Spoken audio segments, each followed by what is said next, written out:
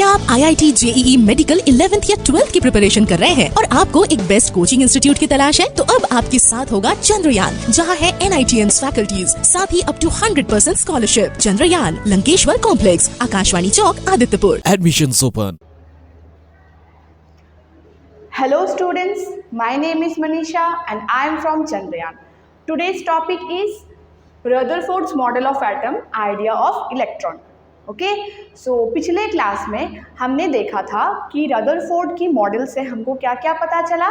हमको पता चला न्यूक्लियस के बारे में, प्रोटॉन के बारे में, ठीक है। लेकिन रदरफोर्ड की मॉडल पे हमको इलेक्ट्रॉन के बारे में कोई आइडिया नहीं मिला था। ओके सो उस वजह से बहुत सारे साइंटिस्ट ने रदरफोर्ड को पूछा है कि व्हाट अबाउट इलेक्ट्रॉन। आपके मॉडल से हमें तो न्यूक्लियस एंड प्रोटॉन के बारे में तो पता चल गया, लेकिन इलेक्ट्रॉन के बारे में क्या है, क्या राय है आपकी।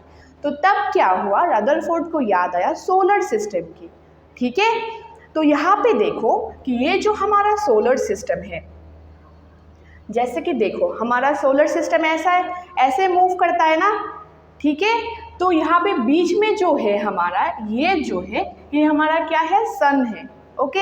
और ये जो ऐसे घूम रहा है इनके चारों तरफ, वो क्या है, हमारा प्लैनेट है, ओके। तो क्या बोले हैं रदरफोर्ड ने कि इन्होंने बोला कि सोलर सिस्टम में जैसे सन बीच में रहता है, वैसे ही एटम्स की स्ट्रक्चर में क्या होगा, बीच में हमारा रहेगा न्यूक्लियस, ओके।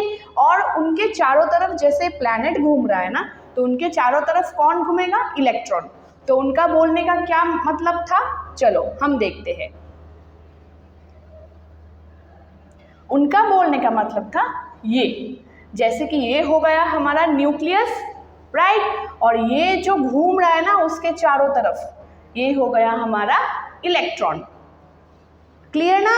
उनके बोलने का मतलब है कि बीच में जो होगा एटम्स की सेंटर पॉइंट पे, वो तो हमको पहले से ही पता है कि वो न्यूक्लियस है, लेकिन इलेक्ट्रॉन क्या होगा, उनके चारों तरफ, न्यूक्लियस के चारों तरफ ऐसे घूमता रहेगा, ठीक है। अब देखो इनका ये बात बोलने से क्या हो गया, जो थ्योरी है ना उनका थ्योरी डिस्कार्ड हो गया। क्यों डिस्कार्ड हो गया, क्योंकि इन्होंने जो ऐसे न्यूक्लियस के चारों तरफ, जैसे कि हमारा ये है ना, तो न्यूक्लियस के चारों तरफ ये क्या है हमारा, ये है हमारा ऑर्बिट, ठीक है। ये क्या है हमारा, ये है हमारा ऑर्बिट, और ये क्या है हमारा, ये है हमारा न्यूक्लियस, राइट। और ये क्या है हमारा, ये है हमारा इलेक्ट्रॉन, ठीक है। तो उन्होंने क्या बोला कि न्यूक्लियस के चारों तरफ क्या होगा, इसका क्या शेप है, ऑर्बिट का शेप है हमारा सर्कुलर, ठीक है, सर्कुलर शेप। तो ऑर्बिट क्या करेगा, सर्कुलर शेप में ऑर्बिट में इलेक्ट्रॉन घूमता रहेगा। सर्कुलर शेप में क्या होगा, ऑर्बिट में इलेक्ट्रॉन घूमता रहेगा, ठीक है। इनका यही बात बोलने की वजह से डिस्कट क्यों हुआ, वो हम आगे की स्लाइड में हम देखेंगे। देखो यहाँ पे क्या है, यहाँ पे है हमारा जैसे कि ड्रॉबैक्स ऑफ रदरफोर्ड मॉडल। क्या है हमारा ड्रॉबैक्स ऑफ रदरफोर्ड मॉडल, क्यों, क्योंकि जैसे इन्होंने क्या बोला था, इन्होंने बोला था कि ऐसे करके इलेक्ट्रॉन न्यूक्लियस के चारों तरफ जो ऑर्बिट होता है, सर्कुलर ऑर्बिट, वो ऐसे करके घूमेंगे। अब देखो क्या होगा,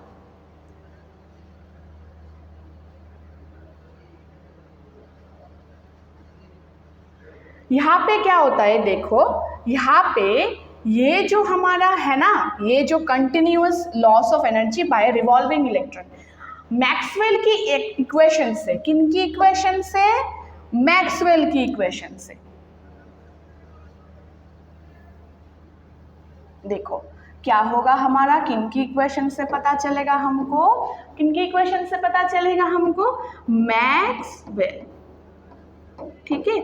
मैक्सवेल की इक्वेशन से फिजिक्स में है हमारा कि पता चलता है जब भी कोई पार्टिकल मूव करता है, वो सीधा मूवमेंट हो या फिर सर्कुलर मूवमेंट हो, मतलब क्या है कि जब भी कोई पार्टिकल में हमारा क्या होगा, एक्सीलरेशन होगा, तो वो पार्टिकल क्या करेगा, एनर्जी लूज करता है, एनर्जी लूज करता है। इसका मतलब क्या है कि आपके अंदर, मानो आप घर से खा के आए हो तो आपके अंदर एनर्जी है, अगर आप आपके घर से किचन तक गए तो आपका, या फिर भाग के गए या चल के गए, थोड़ा सा एनर्जी तो लूज होगा ना, क्योंकि आप गए हैं। या फिर आप अगर घूमते रहे एक ही जगह पे, एक को सेंटर पॉइंट बना के अगर आप घूमते रहे तो आपका एनर्जी लूज होगा, तो क्या हो जाओगे, आप वीक हो जाओगे। तो वीक होने के बाद आप क्या करोगे, बैठे रहोगे एक जगह पे ऐसे करके, ठीक है ना। अब अगर आप ऐसे घूमते रहे किसी भी चीज़, मान लो कि कोई भी चीज़ ऐसे घूम रहा है, तो इसका क्या होगा, वीक हो जाएगा ना।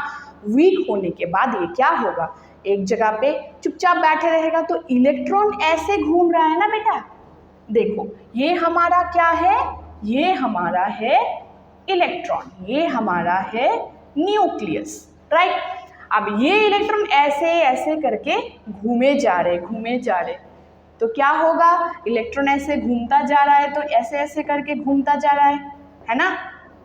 तो आके घूमते घूमते इनका एनर्जी लॉस होते जब पूरा वीक हो जाएगा इलेक्ट्रॉन, क्या होगा, जब इलेक्ट्रॉन वीक हो जाएगा, कैसे, एनर्जी लूज करके। जब इलेक्ट्रॉन एनर्जी लूज करके वीक हो जाएगा तब पूरा आके गिरेगा न्यूक्लियस के ऊपर, क्योंकि वो पूरा ही लूज हो गया, एनर्जी पूरा वीक हो गया, तो वो किस पे गिरेगा, क्योंकि सेंटर पॉइंट पे हमारा न्यूक्लियस है, तो आके पूरा गिरेगा न्यूक्लियस के ऊपर। जैसे कि हमारा ये है हमारा नेगेटिव चार्ज, ये है हमारा पॉजिटिव, क्योंकि हमको पता है कि इलेक्ट्रॉन क्या होते हैं, नेगेटिव होते हैं, और जो न्यूक्लियस है वो क्या होते हैं, हमारा पॉजिटिव होते हैं, ठीक है। तो क्या लिखा मैंने यहाँ पे, continuous loss of energy by revolving electron, ठीक है। इलेक्ट्रॉन का क्या होगा, कंटिन्यूअसली वो रिवॉल्व कर रहा है, ये जो घूमने का जो इनका मतलब सर्कुलर मोशन है वो क्या कर रहा है, रिवॉल्व कर रहा है, तो एनर्जी लूज होगा, उसी वजह से आके पूरा न्यूक्लियस के ऊपर गिरेगा। अब जब न्यूक्लियस के ऊपर गिरेगा, जैसे कि यहाँ पे लिखा है the electron should fall on the nucleus, है ना। जब न्यूक्लियस के ऊपर गिरेगा तो क्या होगा, एटम्स का जो स्टेबिलिटी है वो रहेगा क्या, नहीं रहेगा। एटम स्टेबल होता है, हमको पता है ना। तो अगर न्यूक्लियस के ऊपर इलेक्ट्रॉन घूमते घूमते गिर जाए तो कैसे एटम स्टेबल रहेगा, नहीं रहेगा। तो मतलब क्या हो गया हमारा, कि एटम्स जो है वो स्टेबिलिटी खत्म हो गया, पूरा एग्जिस्टेंस जो होगा वो पूरा खत्म हो जाएगा एटम्स का, जो रदरफोर्ड ने ऐसे बोले हैं। पिछले स्लाइड में हमने देखा कि ऐसे घूमता रहेगा सर्कुलर ऑर्बिटल पे, ये जो है ना हमारा, ये क्या है, हमारा सर्कुलर ऑर्बिटल है, सर्कुलर ऑर्बिटल है ना। तो अगर सर्कुलर ऑर्बिटल पे ऐसे घूमता रहेगा तो क्या हो जाएगा, एनर्जी लूज हो जाएगा, इलेक्ट्रॉन आके गिरेगा किस पे, न्यूक्लियस के ऊपर। तो हम अगर समराइज करें ड्रॉबैक ऑफ रदरफोर्ड मॉडल, तो क्या होगा हमारा ड्रॉबैक, हमारा ड्रॉबैक क्या होगा, पहला जो होगा, अगर हम यहाँ पे लिखे, पहला क्या होगा हमारा, कि इलेक्ट्रॉन क्या होगा, electron will lose energy, electron will lose energy. कैसे लूज करेगा, व्हेन रिवॉल्विंग continuously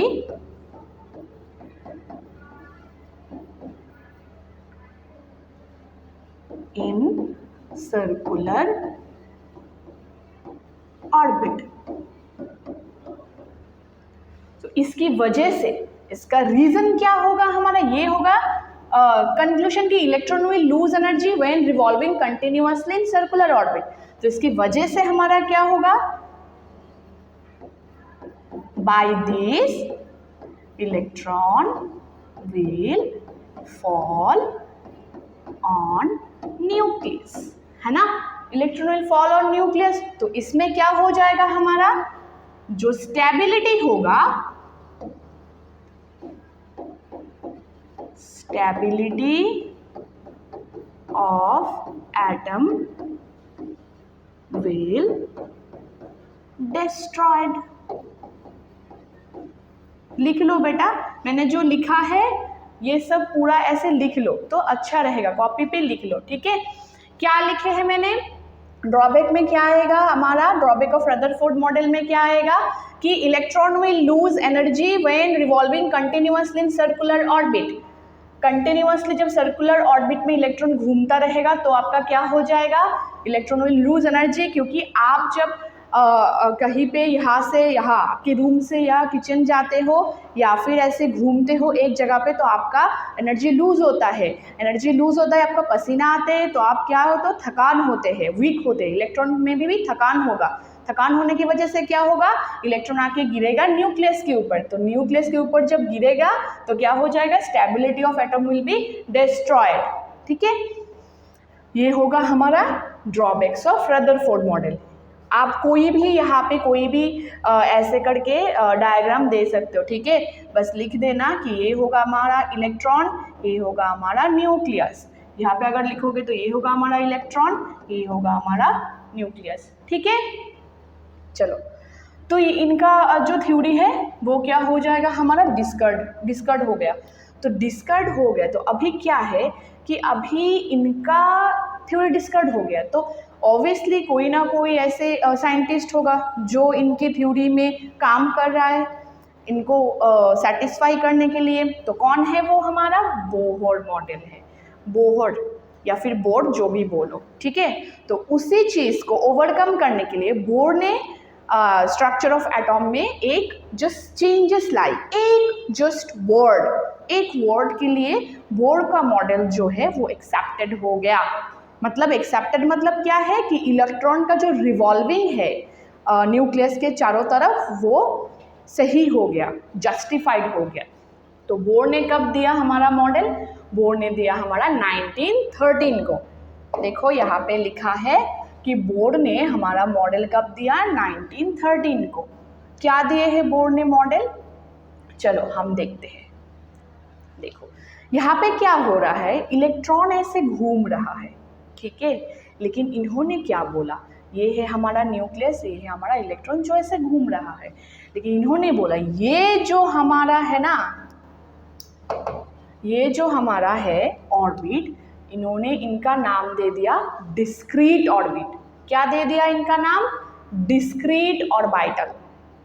क्या टर्म दिया, फिर से डिस्क्रीट। अब इलेक्ट्रॉन जो घूम रहा है ऐसे, वो डिस्क्रीट ऑर्बिटल है। अब डिस्क्रीट का मतलब क्या है, चलो हम समझते हैं। डिस्क्रीट का मतलब होता है कि जैसे जैसे कि हमारा ये क्या है, ये हमारा इलेक्ट्रॉन है और ये हमारा न्यूक्लियस है, ये हमारा ऑर्बिटल या ऑर्बिट, ठीक है। लेकिन ये क्या है हमारा, ये है हमारा डिस्क्रीट, ठीक है, डिस्क्रीट।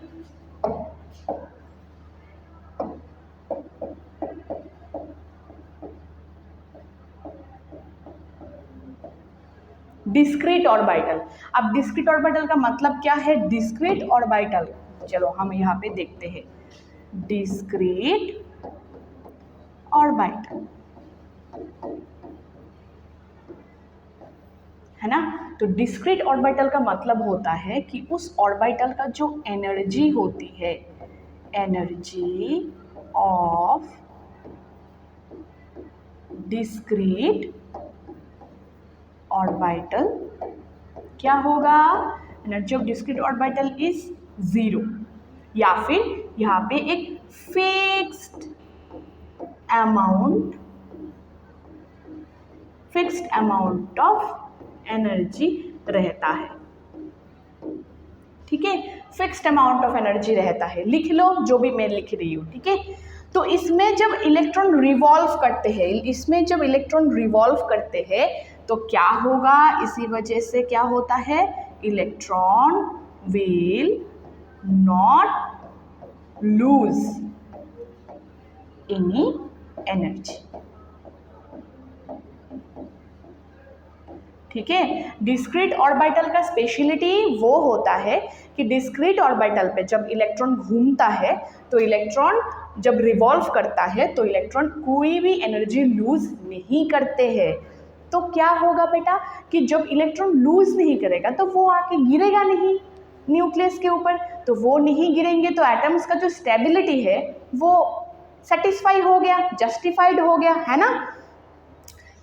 तो वही है कि इन्होंने बस एक ही टर्म लिखा है क्या कि ये जो हमारा बोर्ड है, बोर्ड मॉडल्स ऑफ एटम में एक ही टर्म जो 1913 में दिया है वो उन्होंने एक ही टर्म लिखे हैं क्या कि electron will revolve around nucleus in discrete orbital. ये था उनका बिगेस्ट स्टेटमेंट. ठीक है, ये किन्होंने बोला, ये बोर ने बोला कि electron will revolve around nucleus in discrete orbital. तो डिस्क्रीट ऑर्बिटल में क्या होता है कि energy of discrete orbital will be zero और फिक्स्ड अमाउंट ऑफ एनर्जी होता है. ठीक है, तो उसी वजह से क्या होगा, electron will not lose any energy. तो हमारा क्या हो जाएगा, ये जो हमारा है ना, ये कभी भी इलेक्ट्रॉन आके न्यूक्लियस के ऊपर नहीं गिरेगा क्योंकि वो एनर्जी लूज नहीं कर रहा है. एनर्जी लूज नहीं कर रहा है तो गिरने का कोई चांसेस नहीं है ना, क्योंकि वो वीक नहीं होगा ना. एनर्जी लूज करने से वीक होता है, एनर्जी लूज ही नहीं कर रहा है तो वीक कैसे होगा, पसीना कैसे आएगा, थकान कैसे होगा, नहीं होगा ना, तो वो आके नहीं गिरेगा. तो एटम्स का स्टेबिलिटी जस्टिफाइड हो गया बोर मॉडल के थ्रू. ठीक है, अब क्या है देखो, हम अभी देखते हैं कि पोस्टुलेट्स ऑफ बोर मॉडल पे क्या क्या है. देखो, पोस्टुलेट्स ऑफ बोर मॉडल पे फर्स्ट जो है वहां पे क्या है कि only certain special, first point क्या है हमारा, फर्स्ट पॉइंट है only certain special orbit known as discrete orbits of electron are allowed inside the atom. अब देखो क्या होता है, अगर एटम्स के बीच मतलब एटम्स के अंदर नहीं, एटम्स के बाहर होता है हमारा, मतलब एटम्स के अंदर होता है हमारा न्यूक्लियस और न्यूक्लियस के चारों तरफ होता है हमारा ऑर्बिट्स. तो एक ऑर्बिट डिस्क्रीट है और एक ऑर्बिट ऐसे है नॉर्मल सी, तो इलेक्ट्रॉन तो गिरेगा ना. जो जैसे कि हमारा ऐसा है, अगर स्ट्रक्चर मान लो कि ये हमारा न्यूक्लियस है और यहाँ पे इलेक्ट्रॉन घूम रहा है और एक ऑर्बिट है, तो ये अगर हमारा नॉर्मल ऑर्बिट होता है और ये अगर हमारा डिस्क्रीट ऑर्बिट होता है तो क्या होता है कि नॉर्मल ऑर्बिट से तो गिर जाएगा ना न्यूक्लियस के ऊपर इलेक्ट्रॉन. यहाँ पे जो इलेक्ट्रॉन होगा वो नहीं गिरेगा, लेकिन यहाँ पे जो होगा वो गिर जाएगा. तो क्या होगा इनका स्टेटमेंट कि only certain special orbit known as discrete orbit of electron are allowed inside the atom. Atom वही ऑर्बिट को अलाउ करते हैं अपने चारों तरफ जो होगा आपका डिस्क्रीट ऑर्बिट, क्योंकि एटम्स भी आप भी स्टेबल होना चाहते हो, इसीलिए पढ़ाई कर रहे हो, तो एटम्स भी होगा क्या, स्टेबल होना चाहते, तो वो थोड़ी नॉर्मल ऑर्बिट्स को ऐसे अलाउ करेगा. तो वो क्या अलाउ करते हैं, ओनली डिस्क्रीट ऑर्बिट, क्योंकि डिस्क्रीट ऑर्बिट का एनर्जी हमने क्या देखा, जीरो या फिक्स्ड अमाउंट ऑफ एनर्जी होते हैं, तो वहाँ पे रिवॉल्व करने के टाइम इलेक्ट्रॉन का कोई एनर्जी लूज नहीं होता है. ठीक है, तो इसीलिए एटम्स क्या करेंगे, उनके चारों तरफ ओनली डिस्क्रीट ऑर्बिट को ही या फिर ऑर्बिटल को ही अलाउ करते. ठीक है, चल नेक्स्ट पॉइंट क्या है, while revolving in discrete orbit electron do not radiate energy. ये तो हमको पता है, इलेक्ट्रॉन कोई एनर्जी रेडिएशन नहीं करता है, कोई एनर्जी मतलब रिलीज नहीं करता. यहाँ पे रेडिएट की जगह आप रिलीज भी लिख सकते हो. ठीक है, electron will not release any energy. ठीक है, रेडिएट तो रेडिएशन तो वो होता है जो हमारा यूरेनियम वगैरह होते हैं उनका। तो ये आप रिलीज लिख देना कि while revolving in discrete orbit electron do not release any energy, कोई एनर्जी नहीं रिलीज करता है। थर्ड पॉइंट पे क्या है, electron revolving rapidly around nucleus in fix circular path called energy levels और शेल्स। ये तो कहाँ से आ गया नया, एनर्जी लेवल्स क्या है, शेल्स क्या है, हम जानेंगे नेक्स्ट स्लाइड में। पहले पोस्टुलेट समझ लो कि इलेक्ट्रॉन रिवॉल्विंग रैपिडली, बहुत फास्ट रिवॉल्व करता है, रैपिडली का मतलब है बहुत फास्ट रिवॉल्व करता है। सर्कुलर पाथ होते हैं वो हमको पता है, डिस्क्रीट ऑर्बिटल भी सर्कुलर पाथ ही होते हैं, ठीक है। और वो क्या होगा कि fixed circular path called energy levels और शेल्स। जो फिक्स सर्कुलर पाथ, जो डिस्क्रीट ऑर्बिटल होते हैं, इनको क्या बोला जाता है, एनर्जी लेवल्स और शेल्स, हम देखेंगे, ठीक है। Each energy level और shells contains fixed amount of energy। मैंने क्या बोला था कि डिस्क्रीट ऑर्बिटल जो होगा वहाँ पे एनर्जी जीरो होता है या फिर आपका फिक्स्ड अमाउंट ऑफ एनर्जी होते हैं। तो जो डिस्क्रीट ऑर्बिटल है वो बहुत सारा ऑर्बिटल, एक एटम में ना बहुत सारा ऑर्बिटल होते हैं, ठीक है। तो डिफरेंट डिफरेंट एनर्जी लेवल्स उनकी होती है, लेकिन वो फिक्स्ड होता है, ठीक है। अगर आप देखूंगी, ठीक है, हम देखेंगे बाद में। चलो हम ये वाले स्लाइड में ना बाद में आते हैं, पहले हम ये वाला चीज देख लेते हैं, ठीक है। ये देखो क्या है, हाँ देखो यहाँ पे क्या है, यहाँ पे क्या दिखाया कि देखो जो हमने क्या बोला, एनर्जी शेल्स बोला था, एनर्जी शेल या फिर एनर्जी लेवल बोले थे, वो होगा आपका KLMN, ठीक है। तो वो क्या होगा आपका, वो होगा energy levels. Energy levels, energy shells दो अलग अलग चीज होते हैं। देखो ये जो आपका है ना KLMN, ये आपका होगा एनर्जी शेल्स, ये शेल होता है, ठीक है। एक K shell, M shell, N shell ऐसे करके होता है। और ये होगा आपका N का वैल्यू, N इक्वल्स टू 4 ऐसे करके 1 2 3 4, ठीक है। ये होगा आपका एनर्जी लेवल्स, ठीक है। तो n equals to 1, n equals to 2, n equals to 3, n equals to 4 का मतलब क्या है, एनर्जी लेवल से। और KLMN का क्या है, एनर्जी शेल से। अब देखो क्या होगा, ये देखो N शेल यहाँ पे लिखा है, N shell, M shell, K shell, L shell, K shell. Positively charge nucleus है तो आपका है, आपको पता है ये पॉजिटिवली चार्ज न्यूक्लियस होते हैं। तो जो डिस्क्रीट ऑर्बिटल हमने देखा ना वो यही है, सर्कुलर पाथ, और इनका फिक्स्ड अमाउंट ऑफ एनर्जी होते हैं। वो क्या है कि जैसे कि हमारा N में मतलब K में, देखो ये K है ना, ये पूरा K है, तो K में क्या है, N इक्वल्स टू 1 होगा। ये क्या है, L है, इसके बाद तो ये क्या है, N इक्वल्स टू 2 होगा। M में क्या है, N इक्वल्स टू 3, N में क्या है, N इक्वल्स टू 4, ठीक है, क्लियर है। तो हमको क्या पता, अब हम जाएंगे पिछले वाले स्लाइड में, ठीक है। पहले समझ लो कि ये KLMN जो है OP भी होता है, KLMN OP जितना आप बता सकते हो, N इक्वल्स टू 4। फिर अगर N होगा, N के बाद, KLMN के बाद अगर O आता है तो इनका N का वैल्यू क्या होगा, जैसे कि आपका 4 है तो 5 हो जाएगा। अगर P आता है तो N का वैल्यू क्या हो जाएगा, 6 हो जाएगा। ऐसे करके आप जा सकते हो, ठीक है, ठीक है।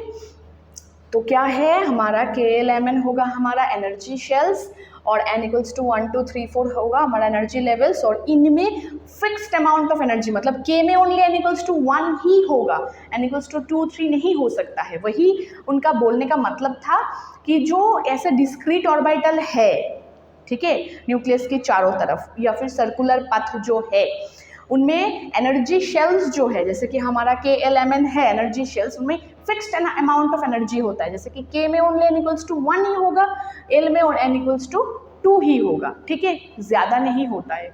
ज़्यादा नहीं होता है इसीलिए तो मतलब फिक्स्ड होता है, इसीलिए इलेक्ट्रॉन जब रिवॉल्व करते हैं इन्हीं शेल्स में तो रिलीज नहीं करता है, कोई एनर्जी लूज नहीं करता है, क्योंकि इलेक्ट्रॉन बस 1 तक ही, जैसे कि समझो इनको घूमना है, मतलब आपको जैसे कि मान लो मैं समझाती हूँ, आपको 1 मीटर या फिर 1 सेंटीमीटर मतलब जाना है, ठीक है, कहीं पे, ठीक है। या फिर ऐसे नहीं, आप समझो कि आपको रूम से किचन तक जाना है। रूम से किचन तक जाने के लिए जितना आपको खाना चाहिए वो आपको पता है कि आप एक अंडा, बॉइल्ड अंडा खा लोगे या फिर पनीर का ऐसे करके खा लोगे, पनीर का बहुत सारा पनीर खा लिया, तो रूम से किचन तक जाने में आपका कोई एनर्जी लूज नहीं होगा, ठीक है। तो जब इलेक्ट्रॉन इस के शेल में घूमता है ना, तो n=1 होता है, तो वो 1 तक ही वो उनका कैपेसिटी है, और इसमें इलेक्ट्रॉन घूमता है, जब घूमता है तो उन पे 1 तक कैपेसिटी होते हैं, वो ज़्यादा नहीं जाते हैं, तो लूज नहीं करता है एनर्जी, ठीक है। अगर जब 2 में होगा ना, तो वो एनर्जी, इलेक्ट्रॉन जब L में घूमेगा तो उनका एनर्जी क्या होगा, 2 ही होगा, और 2 से 3 नहीं होता है। 3 में जब होगा तो वहाँ पे अलग इलेक्ट्रॉन होगा जिनका एनर्जी 3 होता है, ठीक है। तो अलग अलग लेवल पे अलग अलग एनर्जी है, और इलेक्ट्रॉन उसी हिसाब से खुद को प्रिपेयर करते हैं, खुद को क्या है, खाना खिलाते हैं। जैसे कि आप समझ लो, खाना खा के आते हैं, ठीक है। आपको 1.5 घंटा या फिर 1 घंटा रहना है, तो आपको पता है कितना खाना आपको चाहिए, आप उतना खाना खाओगे तो 1 घंटा तक रह पाओगे। 5 मिनट तक रहना है तो 5 मिनट तक रह पाओगे। लेकिन आपको अगर बोले कि 5 मिनट तक रहना है, लेकिन 1 घंटा हो गया, तब तो आपका भूख लगेगा, तब आप वीक हो जाओगे। तो वही है इसका फंडा, ओके। चलो हम नेक्स्ट नहीं, हम पिछले वाले स्लाइड में जाते हैं। पोस्टुलेट्स जो था, तो पोस्टुलेट्स में क्या था हमारा, ये जो हमारा थर्ड पॉइंट था, हाँ, ये जो हमारा थर्ड पॉइंट था कि इलेक्ट्रॉन रिवॉल्विंग, ठीक है, electron revolving rapidly around the nucleus in fix circular path. जैसे हमने देखा fix circular path called energy levels और शेल्स। शेल्स किसको कहा जाएगा बताओ, शेल्स किसको कहा जाएगा, शेल्स कहा जाएगा हमारा KLMN, ठीक है, वो होगा हमारा शेल्स। और एनर्जी लेवल्स कौन सा होगा, एनर्जी लेवल्स होगा हमारा n=1, है ना, n=2, n=3, n=4, ये होगा हमारा एनर्जी लेवल्स, और शेल्स होगा हमारा KLMN, okay. Now fourth point क्या था, फोर्थ पॉइंट था कि इच एनर्जी लेवल्स और shells contains fixed amount of energy. जैसे कि हमारा K में 1 होगा, L में 2 होगा, ठीक है ना, ऐसे करके हमने देखा तो फिक्स्ड ही रहता है। क्या होगा, जब हमारा K होगा तो K में n=2 होगा आपका 1, L में n=2 होगा आपका 2, M में n=2 होगा आपका 3, और N में n=2 होगा आपका 4, ठीक है, समझ आई बात।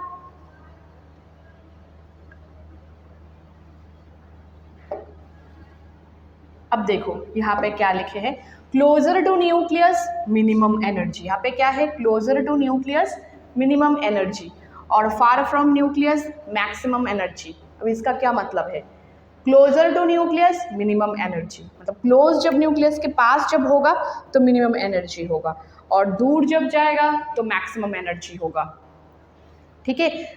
आप इसको समझ सकते हो ऐसे। चलो हम नेक्स्ट स्लाइड में जाते हैं।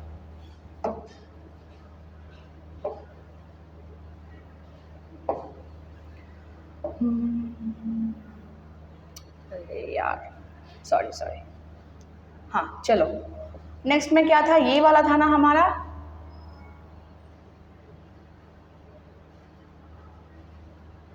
हाँ यही वाला था ना हमारा, हाँ ये इसमें क्या था,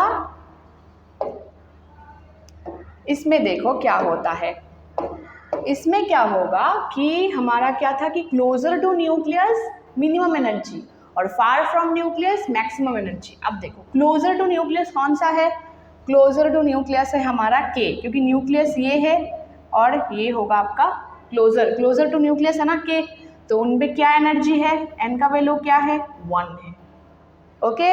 जब न्यूक्लियस के थोड़ा दूर गया L, तो N का वैल्यू क्या हो गया 2, और दूर गया तो N का वैल्यू क्या हो गया 3, और दूर गया तो N का वैल्यू क्या हो गया 4। मतलब क्या है, अगर, ठीक है, अगर क्लोजर टू न्यूक्लियस अगर आप समझ रहे हो, जो अगर डेली लाइफ में आपको समझना है ऐसे करके, तो आप कैसा एग्जाम्पल लोगे, जैसे कि आपका थोड़ा सा डिस्टेंस आपको ट्रैवल करनी है, ठीक है। तो आपको क्या एनर्जी चाहिए, थोड़ा सा एनर्जी चाहिए। आपको अगर ज़्यादा डिस्टेंस ट्रेवल करनी है तो आपको एनर्जी भी ज़्यादा चाहिए ना। आपको रूम से किचन तक जाना है या फिर आपके घर से आपके फ्रेंड के घर तक जाना है, तो कहाँ पे आपका एनर्जी ज़्यादा चाहिए, आप बताओ मेरे को। तो जब आप अपने घर से फ्रेंड के घर जाओगे तब जाके आपको क्या चाहिए होगा, ज़्यादा एनर्जी चाहिए होगा, है ना। और जब आप आपके घर से किचन तक जाओगे तब आपको क्या चाहिए होगा, लेस एनर्जी चाहिए होगा।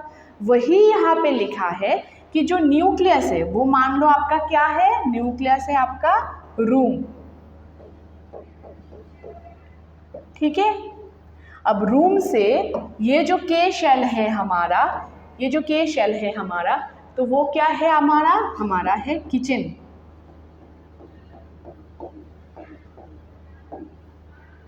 और ये जो है यही है हमारा फ्रेंड की रूम, ठीक है, फ्रेंड की रूम, फ्रेंड रूम, ठीक है। तो अब जब रूम से किचन में आओगे तो आपका एनर्जी कम लगेगी, यानी इक्वल्स टू 1 है के में। अब जब रूम से आपके फ्रेंड के रूम जाओगे तो आपका एनर्जी कितना लगेगी, n इक्वल्स टू 4, कितना ज़्यादा लग रही है, ठीक है ना। वही है कि न्यूक्लियस के पास में जो आपका शेल्स होता है वहाँ पे एनर्जी कम लगता है। तो इसका मैंने क्या बोला था कि क्लोजर टू न्यूक्लियस, मतलब क्लोजर टू आपका रूम, तो क्या होगा, एनर्जी विल बी लेस, है ना। और फार फ्रॉम न्यूक्लियस मतलब फार फ्रॉम योर रूम, जैसे कि आपका फ्रेंड्स का रूम, तो क्या होगा, एनर्जी इज मोर, ठीक है। समझ आई बात। ऐसे याद रखना कि रूम से जब आप जाओगे किचन तक, रूम से जब आप जाओगे फ्रेंड रूम तक, या ये एल एम जो है ना वो आप ऐसे भी समझ सकते हो कि रूम से ना, आपके रूम से एम जो है वो, और एल मान लो आपका वॉशरूम है, तो थोड़ा सा दूर है, किचन से थोड़ा सा दूर है आपका वॉशरूम, थोड़ा सा और ज़्यादा, किचन से ज़्यादा एनर्जी लगेगी, मतलब क्या है, n इक्वल्स टू 2, किचन में n इक्वल्स टू 1, वॉशरूम में n इक्वल्स टू 2। और m मान लो आपका, और क्या हो सकता है, जैसे कि मान लो आपके रूम से बस आपको जाना है आपके कज़न की रूम में या फिर आपकी बहन की रूम में जो थोड़ा सा और दूर है, ठीक है। तो वो वहाँ पे क्या लगेगा आपका, वहाँ पे लगेगा, तो वॉशरूम से थोड़ा ज़्यादा दूर है, मतलब ज़्यादा एनर्जी, मतलब n इक्वल्स टू 3। जितना आप रूम से डिस्टेंस बढ़ता जाएगा उतना आपको एनर्जी ज़्यादा चाहिए होगी। तो वही है, जितना आपका न्यूक्लियस से दूरी बढ़ता जाएगा उतना आपको एनर्जी ज़्यादा चाहिए होगी। क्लियर है? चलो, तो इतना तक हमने देखा है। अगले क्लास में हम देखेंगे बोर-बारी थ्योरी या फिर बोर-बारी स्कीम, ठीक है। वहाँ पे क्या होगा हमारा, ये जो शेल होता है ना KLMN, वहाँ पे कितना अमाउंट ऑफ एनर्जी या फिर कितना मैक्सिमम इलेक्ट्रॉन रह सकता है वो हम देखेंगे, कितना मैक्सिमम है, वो बोर-बारी स्कीम है, ठीक है। तो आप पढ़ के आना बोर-बारी स्कीम, तो आपको थोड़ा सा इजी रहेगा, ठीक है। ओके, चलो बाय, थैंक यू।